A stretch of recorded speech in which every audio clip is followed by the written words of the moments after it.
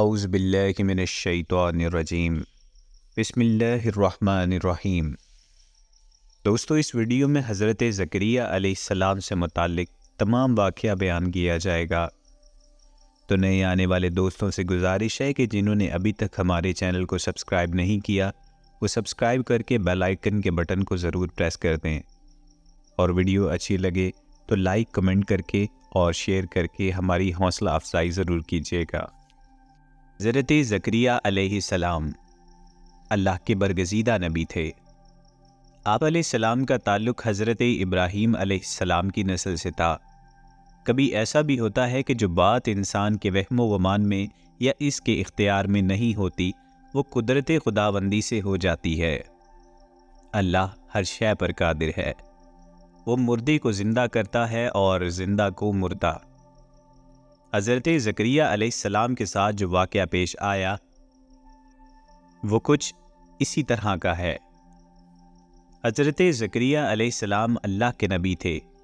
دن برات اللہ کے ذکر میں مشغول رہتے تھے۔ وہ اللہ کی یاد میں کبھی غافل نہیں رہے۔ حضرت زکریا علیہ السلام کا معاشرے میں مذہبی اعتبار سے بہت بلند مقام تھا۔ واقعہ یہ ہے کہ جب بنی اسرائیل فلسطین پر قابض ہوئے تو حضرت یعقوب علیہ السلام کی اولاد 12 قبیلوں میں تقسیم ہو گئی۔ ان میں سے ایک قبیلہ ایسا تھا جو بہت زیادہ مذہبی کاموں میں منہمک رہا، یعنی آگے رہا۔ وہ مقدس عبادت گاہ کے صحنوں اور کوٹریوں کو صاف ستھرا رکھتا، عبادت کے لیے لوگوں کو بلاتا، قربانی کرتا، لوگوں کو نیکی کی طرف بلاتا اور برائی سے روکتا تھا۔ ناظرین، اس قبیلہ میں ابیہ نامی ایک پاکیزہ شخص گزرا۔ حضرت زکریا علیہ السلام اسی خاندان سے تعلق رکھتے تھے۔ حضرت زکریا علیہ السلام بھی عبادت خانے کی خدمت کرتے۔ ان کی کوئی اولاد نہیں تھی۔ وہ بہت بوڑھے ہو چکے تھے، اسی لیے اولاد کی امید بھی نہیں رکھتے تھے۔ اس محرومی کے باوجود وہ جانتے تھے کہ اللہ بڑا کارساز ہے۔ اس کے احاطہ اختیار سے کوئی چیز باہر نہیں، وہ سب کچھ کر سکتا ہے۔ اسی خیال سے وہ مایوس نہیں ہوئے۔ آپ علیہ السلام کو سہارے کی ضرورت تھی، وارث کی ضرورت تھی۔ وہ چاہتے تھے کہ نیکی نسل در نسل چلے، اسی لیے ان کی خواہش تھی کہ ایک صالح اولاد ہو جو اللہ کی بندگی بچا لائے۔ ناظرین، حضرت زکریا علیہ السلام نے اولاد کے لیے یوں دعا کی کہ قرآن کریم میں ارشاد ہے، جب زکریا نے اپنے رب کو پکارا کہ اے پروردگار مجھے اکیلا نہ چھوڑ، بہترین وارث تو تو ہی ہے، پس ہم نے اس کی دعا قبول کی اور اسے یحییٰ عطا کیا اور اس کی بیوی کو درست کر دیا۔ یہ لوگ نیکی کے کاموں میں دوڑ دھوپ کرتے تھے، خواہش اور خوف کے ساتھ پکارتے تھے، ہمارے آگے سجدہ کرتے تھے۔ اللہ نے حضرت زکریا سے قبل آنے والے پیغمبروں کا ذکر کرتے ہوئے کہا کہ کس طرح ہم نے نیک بندوں کو صالح اولاد عطا کرتے ہیں، وہ کس طرح نیکی کے کاموں میں حصہ لیتے ہیں۔ ہم نے حضرت ابراہیم کو اسحاق اور یعقوب جیسی اولاد عطا کی، ہر ایک کو راہ ہدایت دکھائی، تو وہی راہ تھی جو حضرت نوح کو دکھائی تھی، اور اس کی نسل سے ہم نے داؤد، سلیمان، ایوب، یوسف، موسیٰ اور ہارون کو ہدایت بخشی۔ اسی طرح ہم نیکوکاروں کو ان کی نیکی کا بدلہ دیتے ہیں، اور اس کی اولاد سے زکریا، یحییٰ، عیسیٰ اور الیاس کو راہ دکھائی۔ یہ سب صالح یعنی نیک بندے تھے، یہ سب کے سب اللہ کے نبی تھے، اللہ کی عبادت کرتے تھے، لوگوں کو اللہ کی طرف بلاتے تھے۔ حضرت زکریا کا دامن شرک سے پاک رہا۔ ان پیغمبروں کے ناموں کا بیان یہ مقصد ظاہر کرتا ہے کہ اللہ تعالیٰ کس طرح ایک خاص مدت تک نسل در نسل انبیاء کو معبوس کرتا رہا۔ یہ سب کے سب نیکی ہی کی دعوت دیتے رہے، اس لحاظ سے حضرت زکریا اولاد سے کس طرح محروم رہتے۔ حضرت زکریا علیہ السلام گہری خواہش کے ساتھ دعا کرتے رہے۔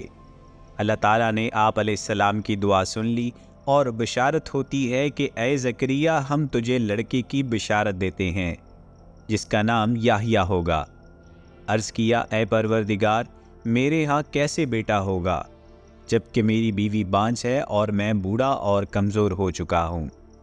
جواب ملا ایسا ہی ہوگا، تیرا رب فرماتا ہے کہ یہ میرے لیے ذرا سی بات ہے، اس سے پہلے میں تجھے پیدا کر چکا ہوں جبکہ تو کوئی چیز نہ تھا۔ زکریا علیہ السلام نے کہا میرے لیے کوئی نشانی مقرر کر دے۔ اللہ تعالیٰ فرماتا ہے نشانی یہ ہے کہ تم 3 دن تک لوگوں سے اشارے میں بات کیا کرو، اس دوران اپنے رب سے رجوع کرو اور اپنے رب کو ہی یاد کرو، صبح و شام اس کی تسبیح کرو۔ وہ اپنے حجرے سے باہر آئے اور قوم سے اشارے میں ہدایت کی کہ صبح و شام تسبیح کرو۔ حضرت زکریا علیہ السلام رات و دن عبادت کرتے تھے اور اپنے رب کو سچے دل سے پکارتے تھے، نیک کام کرتے تھے۔ جب آپ علیہ السلام اللہ کا ذکر کرتے اس وقت عود و لبان جلا کر ماحول کو خوشبودار کر دیتے۔ آپ پیشے کے اعتبار سے بڑائی تھے، اپنی محنت سے روزی کماتے، جو پیسہ ملتا اس میں سے بھی حاجت مندوں کو دیتے، محتاجوں کو کھانا کھلاتے، جو لوگ رات و دن عبادت میں مصروف رہتے ان کی دیکھ بھال کرتے، ان کے کھانے کا انتظام کرتے۔ حضرت زکریا علیہ السلام کا زمانہ اور حضرت عیسیٰ علیہ السلام کا زمانہ ایک تھا۔ آپ علیہ السلام حضرت عیسیٰ علیہ السلام کے رشتہ دار تھے۔ آپ علیہ السلام جس عبادت خانے میں ذکر کرتے تھے عدد خانے میں کاہن کی حیثیت رکھتے تھے۔ اس عبادت خانے کو ہیکل کہا جاتا ہے۔ مزید آپ کو بتاتے چلیں کہ اسی عبادت خانے میں حضرت مریم کو بھی رکھا گیا۔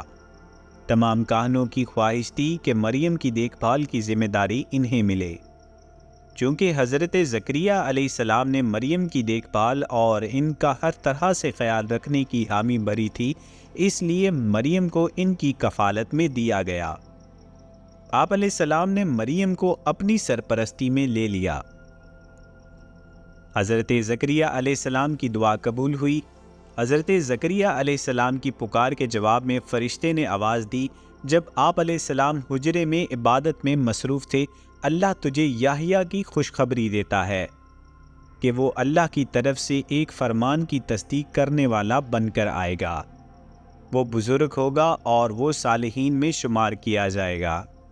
چنانچہ حضرت یحییٰ علیہ السلام پیدا ہوئے۔ حضرت زکریا علیہ السلام اور ان کی بیوی کا ذکر انجیل میں یوں کیا گیا ہے، وہ دونوں خدا کے سچے اور راست باز خداوندی کے تمام احکام اور قوانین پر عمل کرنے والے تھے۔ ایک مرتبہ ایک شخص عبادت خانے میں آیا اور حضرت زکریا علیہ السلام سے مل کر کہا کہ میں صبح و شام عبادت خانے میں عبادت کرنا چاہتا ہوں تاکہ میں جنت کا حقدار بنوں۔ تو حضرت زکریا علیہ السلام نے اس سے فرمایا تو حقدار کیسے ہوگا جبکہ تیرا رب تجھ سے دور ہے؟ تو اس نے کہا میرا رب مجھ سے کس طرح قریب ہوگا، مجھے نصیحت فرمائے۔ حضرت زکریا علیہ السلام نے اس سے چند سوالات پوچھے اور وہ سوالات یہ ہیں، کیا تو نے ماں باپ کی خدمت کی؟ اس نے جواب دیا نہیں۔ پھر آپ علیہ السلام نے اس سے پوچھا کیا تو نے لوگوں کے ساتھ اچھا برتاؤ کیا ہے؟ اس نے جواب دیا نہیں۔ آپ علیہ السلام نے پوچھا کیا تو نے غریبوں اور مانگنے والوں کو کھانا کھلایا ہے؟ اس نے کہا نہیں۔ آپ علیہ السلام نے دریافت کیا کیا تو نے کسی کا حق مارا ہے؟ اس نے جواب دیا ہاں، مجھ سے یہ گناہ ہوتا ہے۔ آپ علیہ السلام نے کہا یہی وجہ ہے کہ تیرا رب تجھ سے دور ہے۔ اگر تو چاہتا ہے کہ تیرا رب تجھ سے قریب ہو تو ماں باپ کی خدمت کر، لوگوں کے ساتھ نیک سلوک کر، لوگوں سے نرمی سے بات کر، مانگنے والوں کو کھانے کے لیے دے جو تجھ سے ہو سکے، مریضوں کی عیادت کر، انہیں تسکین دے، کسی کا حق نہ مار۔ جب تو یہ عمل کرے گا تیرا رب تجھ سے قریب ہوگا، جب قریب ہوگا تو تیری آواز سنے گا۔ آپ علیہ السلام نے کہا پھر عبادت خانے میں آ، اسے یاد کر، پھر تیرا رب تیری بات سنے گا۔ آپ علیہ السلام کی وفات کے متعلق اختلافات پائے جاتے ہیں۔ بعض کتابوں میں لکھا ہے کہ آپ علیہ السلام کو شہید کیا گیا، بعض کتابوں میں لکھا ہے کہ آپ علیہ السلام قدرتی موت سے انتقال کر گئے۔ دوستو، آپ کو ویڈیو کیسی لگی ہمیں کمنٹ سیکشن میں ضرور بتائیے گا اور ہمارے چینل کو ضرور سبسکرائب کریے گا۔ شکریہ۔